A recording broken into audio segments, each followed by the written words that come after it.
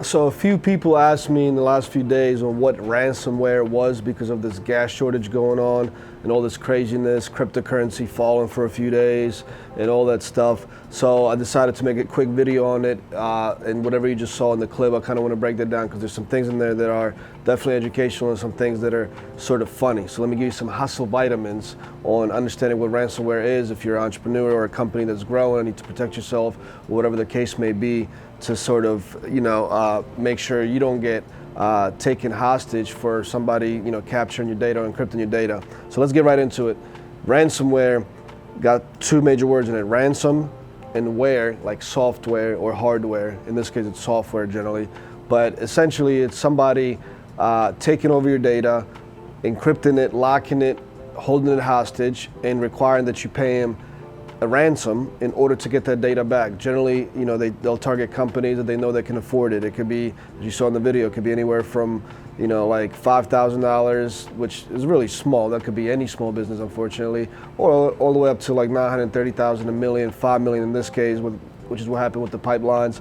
And it definitely sucks. So, making sure your website is at least hosted by a major platform that is going to prevent anyone from hacking. Like, let's say your Shopify website's a pretty decent platform because it's less likely that you're going to get your customer data hacked and held hostage than, let's say, if you're using WordPress in WooCommerce, because you got to store that on your own server. If you don't have a lot of money per month and you're cheap and you just get the cheapest $10 a month or whatever, $20 a month for a VPS, and you don't have really any security in place, and all your customers' data is stored on that server through WooCommerce and WordPress, you may get yourself in trouble. So that is something to consider.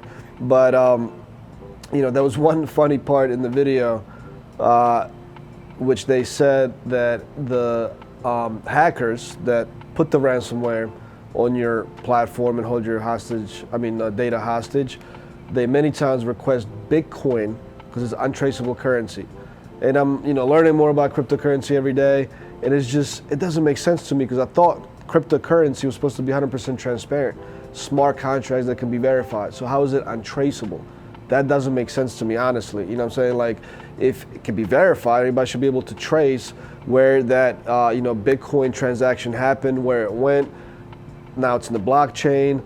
Then they should be able to verify all those smart contracts with the coins as they travel further and further. So that always sort of baffled me because I'm learning more about cryptocurrency, and there's many elements. And look, I went to school for mechanical engineering. I'm an engineer. I've wrote software, many complex applications. That part I'm still not really understanding how it's a payment transaction method that's untraceable, yet it's supposed to be 100% fully transparent in smart contracts that are essentially verifiable and traceable, right? So that doesn't make sense.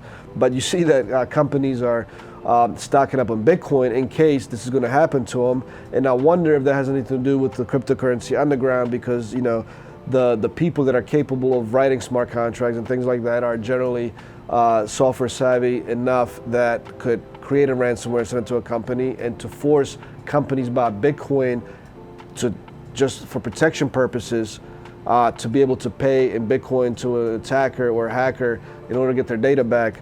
That's a crazy way of inducing or increasing the worth of Bitcoin. That's like, when people tell you, like, make sure you always got some cash on you in case you get robbed by somebody, with a handgun, that they're not going to kill you because you at least can give them something. So always have cash. It's sort of stupid to think about the fact that you have to do that big company have to buy Bitcoin. But I'm just going to leave you with that. That's crazy to me that it's paid out in Bitcoin for these attacks, and it's supposed to be a currency that's 100% transparent according to all the cryptocurrency fans and supporters, and it's supposed to be verifiable, and it's all smart contracts, and it can't escape anybody, right? That's the whole point, I thought, of creating cryptocurrency, so they can't create a system like the banks where sometimes it's very difficult to verify these transactions, and when they exchange currency to currency, and when hedge funds do certain moves and you can't request the data and it's all hidden away from the public and all that. I thought cryptocurrency transactions are supposed to be verifiable by anyone.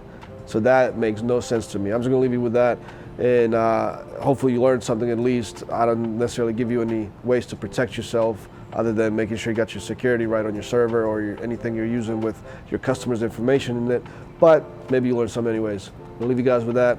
And see you next time for another episode of Hustle Vitamins. Peace.